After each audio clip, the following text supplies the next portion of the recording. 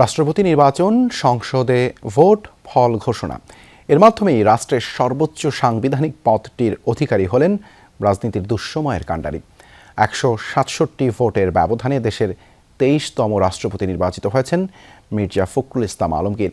তবে এই জয় শুধু সংখ্যার হিসেব নয়, ফল ঘোষণার পর সংসদে দেখা গেল রাজনীতির ভিন্ন এক ছবি। বিজয়ী প্রার্থীকে অভিনন্দন জানাতে এগিয়ে এলেন নিজ দল থেকে শুরু করে বিরোধী দলের নেতারাও। দীর্ঘদিনের রাজনৈতিক সহযোদ্ধার হাতে প্রধানমন্ত্রীর লাল গোলাপ তুলে দেওয়ার মুহূর্তেও ফুটে উঠল আবেগ আর পারস্পরিক সম্মানের বার্তা। সাইফুদ্দিন রবিনের রিপোর্টে দেখুন বিস্তারিত।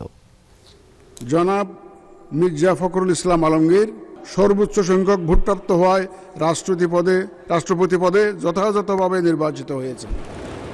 সংসদের অধিবেশন কক্ষই ভোট কক্ষ। সেখানেই টেবিল চাপড়ে ভোটারদের অভিবাদন, অভিনন্দন আর উল্লাস প্রকাশ। ফলাফল ঘোষণার পরই প্রধানমন্ত্রী তারেক রহমান লাল গোলাপ শুভেচ্ছা জানান নবনির্বাচিত রাষ্ট্রপতি মির্জা ফখরুল ইসলাম আলমগীরকে। নিঃসন্দেহে এই শুভেচ্ছায় মিশে আছে দীর্ঘদিনের রাজনৈতিক সঙ্গীর প্রতি এক অন্যরকম আবেগ, সম্মান।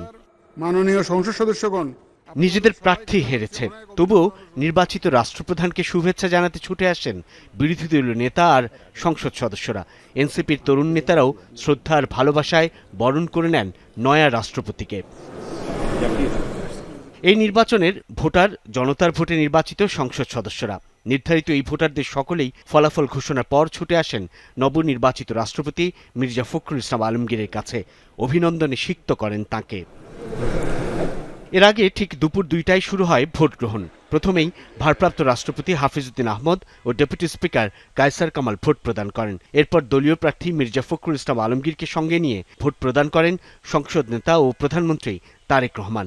নিজ আসনে বসে প্রার্থীর নামের পাশে নিজের নাম উল্লেখ করে ভোট প্রদান করেন সংসদ সদস্যরা। ব্যালট পেপার জমা দেন 3টি স্বচ্ছ ব্যালট বাক্সে। বৈধ ব্যালট পেপারের মধ্যে ডক্টর অলি আহমদ বীর বিক্রম পেয়েছেন 88টি ভোট, 88 ভোটস, এবং জনাব মির্জা ফখরুল ইসলাম আলমগীর পেয়েছেন 255 ভোট, 255।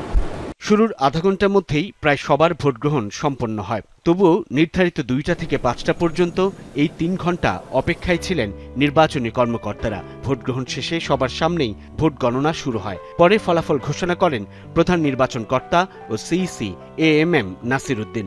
বলেন, ভোট নিয়ে কারো কোনো অভিযোগ আসেনি, সুষ্ঠু পরিবেশেই সম্পন্ন হয়েছে রাষ্ট্রপতি নির্বাচন। সুন্দরভাবে একটা নির্বাচন আমরা উপহার দিতে পেরেছি এবং আপনারা দেখেছেন আমি প্রায় 3.5 ঘন্টা বসেছিলাম। কারো কোনো কর্নার থেকে কোনো রকমের কোনো অভিযোগ আসে নাই। একটা সুন্দরভাবে নির্বাচনটা হয়েছে। শুক্রবার সন্ধ্যায় বঙ্গভবনে দেশের 23তম রাষ্ট্রপতি হিসেবে মির্জা ফখরুল ইসলাম আলমগীরকে শপথ পড়াবেন ভারপ্রাপ্ত স্পিকার কায়সার কামাল। 1991 দেশের সংসদীয় গণতন্ত্র প্রতিষ্ঠার পর অনুষ্ঠিত রাষ্ট্রপতি নির্বাচন হয়েছিল প্রতিদ্বন্দ্বিতামূলক। সেই নির্বাচনে সরকারি দল বিএনপি একক সংখ্যাগরিষ্ঠতা পায়নি, কিন্তু তাদের সমর্থিত রাষ্ট্রপতি নির্বাচিত হয়েছিলেন জামায়াত ইসলামীর সমর্থনে। দেশে 35 বছর পর আবারও প্রতিদ্বন্দ্বিতামূলক রাষ্ট্রপতি নির্বাচন, যেখানে সেই জামায়াত বিরোধী দল হিসেবে নিজেদের প্রার্থী ঘোষণা করেছে, যে প্রার্থীর বিপরীতে সরকারি দল বিএনপির সদ্য সাবেক মহাসচিব মির্জা ফখরুল ইসলাম আলমগীর বিজয়ী হয়েছেন একক এবং নিরঙ্কুশ সংখ্যাগরিষ্ঠতা পেয়ে। তিনিই হলেন দেশের 23তম রাষ্ট্রপতি, দেশের নতুন রাষ্ট্রপ্রধান। সাইফুদ্দিন রবিন, যমুনা নিউজ, ঢাকা।